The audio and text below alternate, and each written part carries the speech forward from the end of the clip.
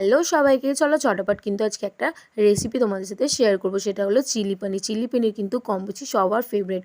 আর এইটা বানানোর জন্য যে ভেজিসগুলো লাগে এগুলো কিন্তু ঘরে সবসময় অ্যাভেলেবেল থাকে।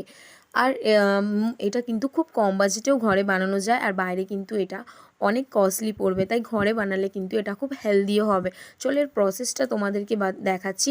আর দেখো যে কেচাপগুলো আমরা ইউজ করি, এই কেচাপগুলো কিন্তু আমাদের ঘরে সবসময় থাকে। আর দেখো কি করবে, প্রথমে কিন্তু পনিরের কিউবগুলোকে কেটে নিয়ে ছোট ছোট করে কেটে নেবে। তারপরে কিন্তু কর্নফ্লাওয়ারের মধ্যে সামান্য একটু নুন জল দিয়ে একটা ব্যাটার বানিয়ে নেবে।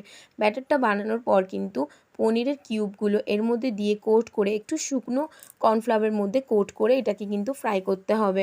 তারপরে দেখো একে একে সমস্ত ভেজিসগুলো এরকমভাবে তেলের মধ্যে দিয়ে ভেজে নেবে। তারপর কিন্তু একটু লাল হয়ে গেলেই ওর মধ্যে নুন অ্যাড করবে। নুন অ্যাড করার পর কিন্তু এর মধ্যে দিয়ে দেবে জিঞ্জার গার্লিকের পেস্টটা। তার মধ্যে দেবে হচ্ছে পনির মাঞ্চুরিয়ান মশলা। এটাতে খুব ভালো একটা কালার এবং টেস্ট আসবে। এবার কাশ্মীরি লঙ্কার গুঁড়ো, নর্মাল লঙ্কার গুঁড়ো, সেটা একটু লিমিটেড বুঝে তোমরা দেবে। তারপর ভিনিগার এবং বিভিন্ন যে সসগুলো আছে সেগুলো অ্যাড করবে এর মধ্যে।